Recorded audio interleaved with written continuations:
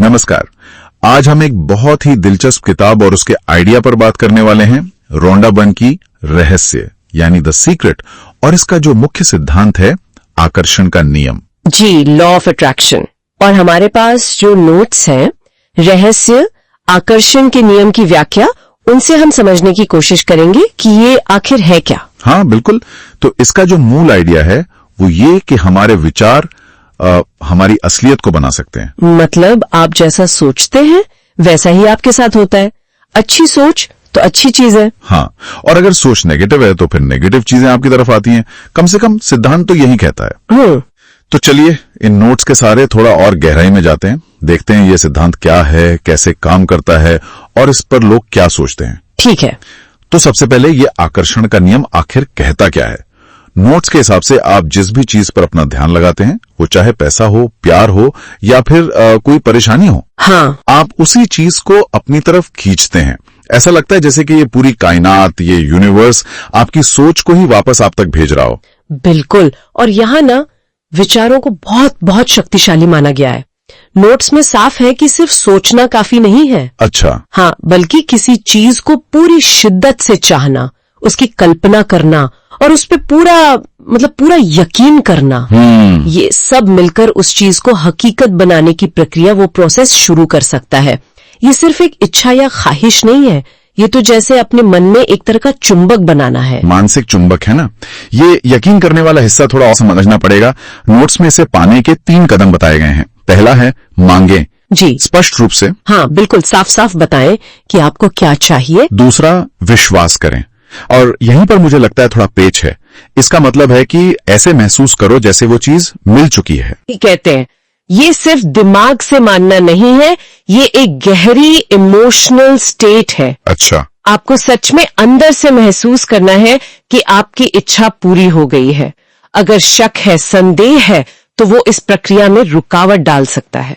तो फिर तीसरा कदम है प्राप्त करें, यानी उसे पाने की खुशी, वो एहसास अभी से महसूस करना। हाँ, और यहीं पर भावनाएं, इमोशंस बहुत जरूरी हो जाती है। नोट्स कहते हैं कि भावनाएं एक तरह की सिग्नल की तरह है। सिग्नल? कैसा सिग्नल? एक फीडबैक सिस्टम समझ लीजिए। नोट्स के मुताबिक जब आप अच्छा महसूस करते हैं, जैसे खुशी, प्यार, एक तरह का जोश, तो ये इशारा है कि आपके विचार आपकी इच्छाओं के साथ अलाइनमेंट में है। अच्छा। और जब आप बुरा महसूस करते हैं, डर, गुस्सा, मायूसी, तो ये संकेत है कि आपका ध्यान शायद गलत जगह पर है। आपको अपनी सोच बदलने की जरूरत है।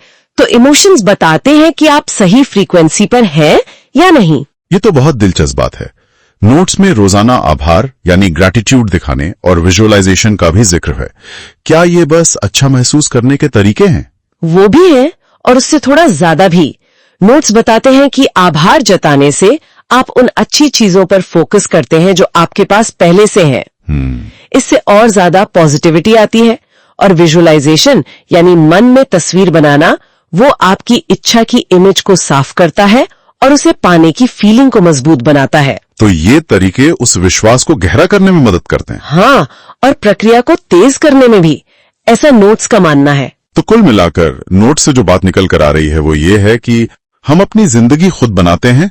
अपने विचार बदलकर हम अपनी जिंदगी बदल सकते हैं, और इसमें हमारा विश्वास और हमारी भावनाएं बहुत अहम रोल निभाती हैं। ये सुनने में तो बहुत सशक्त लगता है ना। हाँ, बिल्कुल लगता है।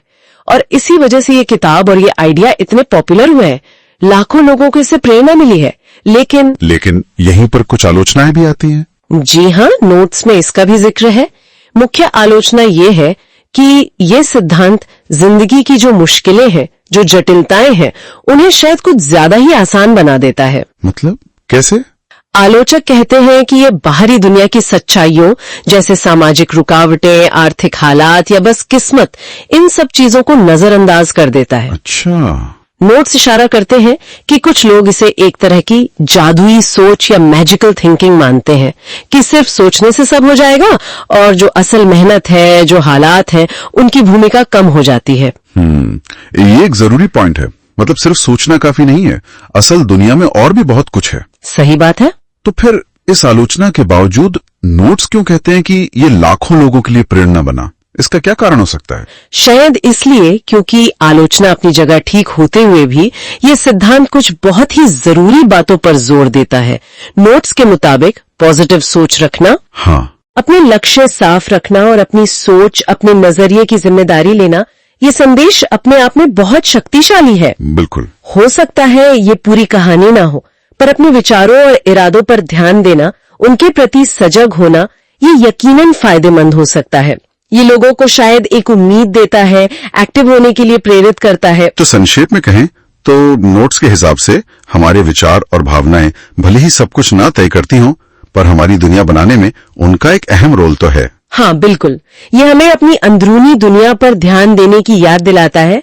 एक तरह से ये सिद्धांत फोकस करने, पॉजिटिव नजरिया रखने और अपने लक्ष्यों के प्रति क्लैरिटी रखने के महत्व को तो दिखाता ही है। जी बिल्कुल। इसके काम करने का तरीका क्या है, इस पर भले ही अलग अलग राय हो, लेकिन इरादे की ताकत, विश्वास की शक्ति, ये विचार तो काफी गहरे हैं।